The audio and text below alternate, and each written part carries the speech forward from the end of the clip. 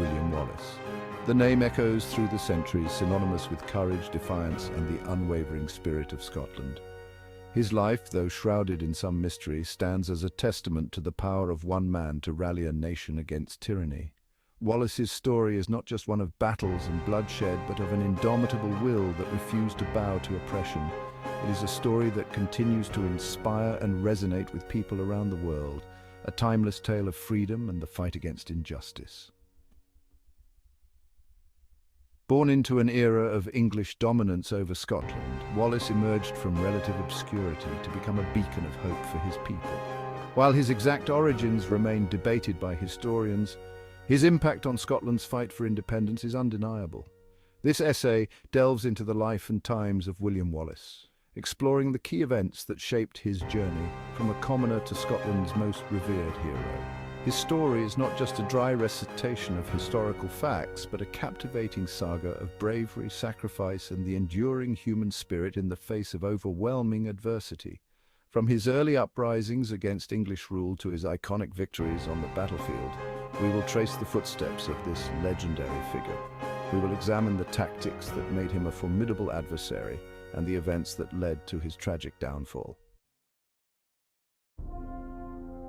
While William Wallace's legend looms large in Scottish history, the details of his early life remain somewhat elusive, cloaked in the shadows of time.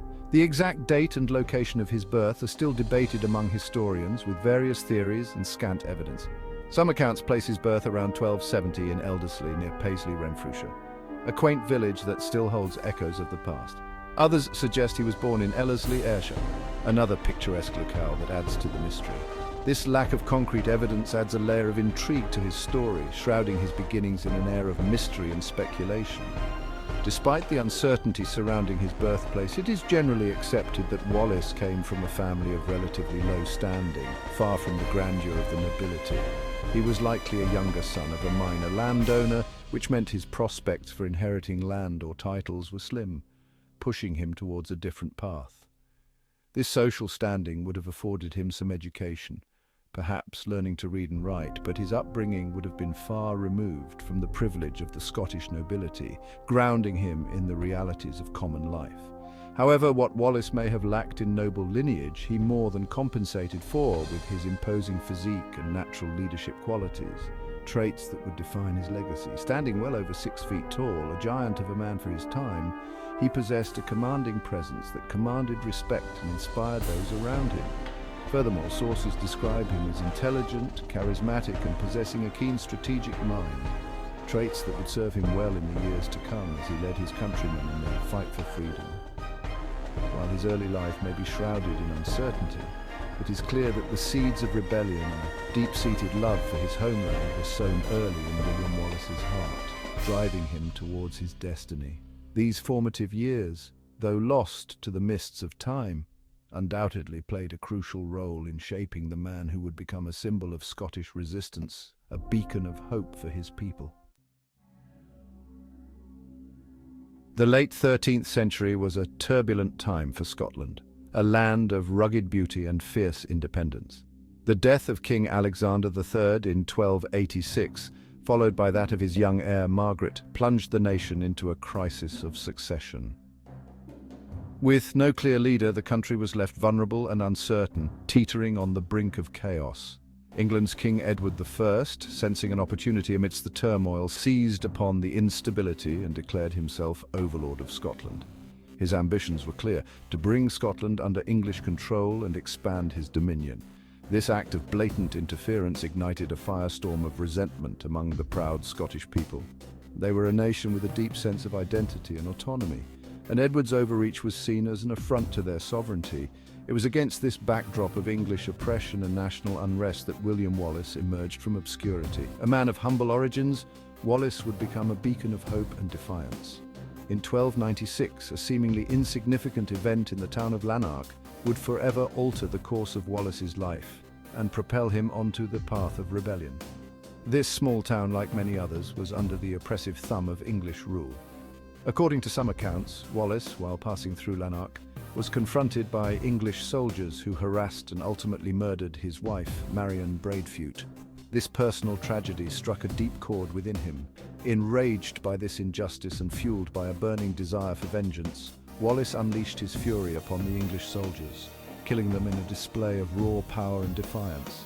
His actions were not just about personal revenge, but a statement against the tyranny that had befallen his homeland. This act of retribution resonated with the simmering discontent among the Scottish people. They saw in Wallace a reflection of their own frustrations and a champion willing to stand up against their oppressors. It quickly transformed Wallace from a grieving husband into a symbol of resistance against English tyranny. His courage and defiance inspired many who had been too afraid to act. Word of Wallace's action spread like wildfire throughout the countryside, igniting the flames of rebellion. The news traveled from village to village, carried by messengers and whispered in the markets. Men from all walks of life, inspired by his courage and yearning for freedom, flocked to his banner. Farmers, craftsmen, and even some nobles saw in Wallace a leader who could unite them against a common enemy. What began as a personal vendetta quickly escalated into a full-blown uprising against English rule. Wallace's rebellion was not just a fight for revenge, but a struggle for the very soul of Scotland, a fight for freedom and self-determination. Section 4. The Battle of Stirling Bridge, a triumph against the odds. As Wallace's rebellion gained momentum, the English crown, initially dismissive of the uprising, began to take notice.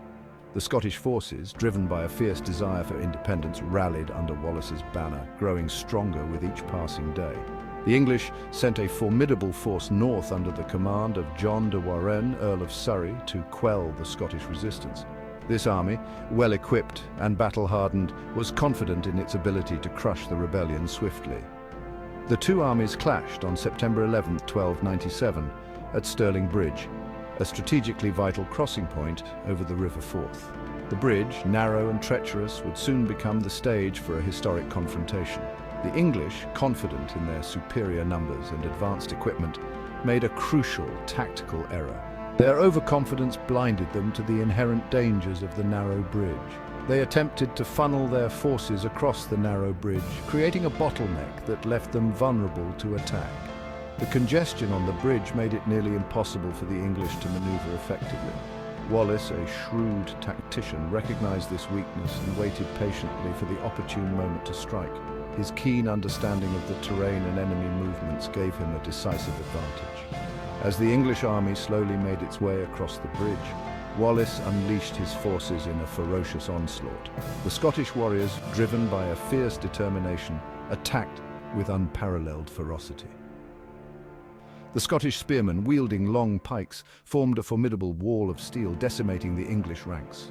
Their disciplined formation and relentless assault left the English soldiers in disarray. The English, caught in a deadly pincer movement, were routed. The chaos and confusion among their ranks led to a hasty and disorganized retreat.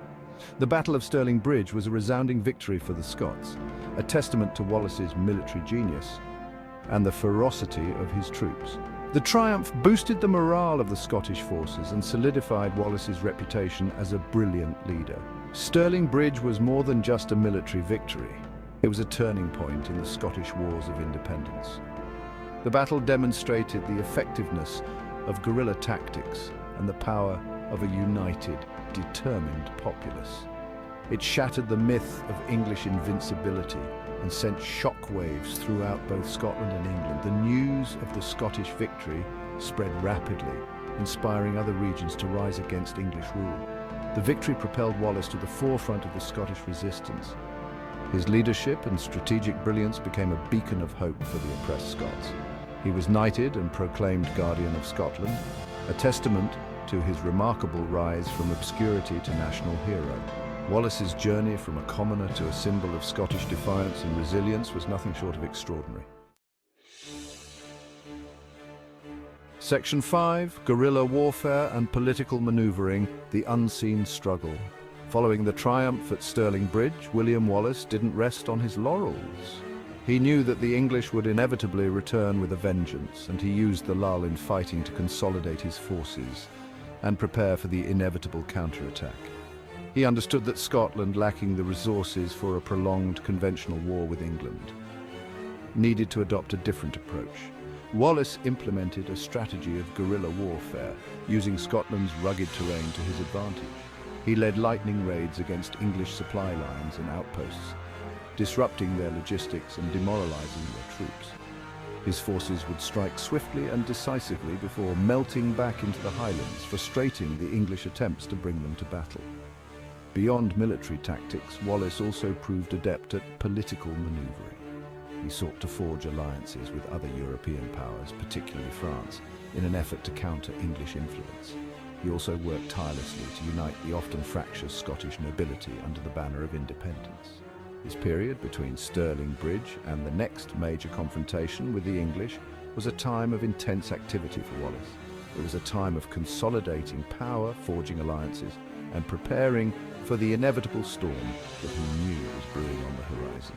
His efforts during this time were crucial in solidifying his position as a national leader and laying the groundwork for continued resistance against English rule.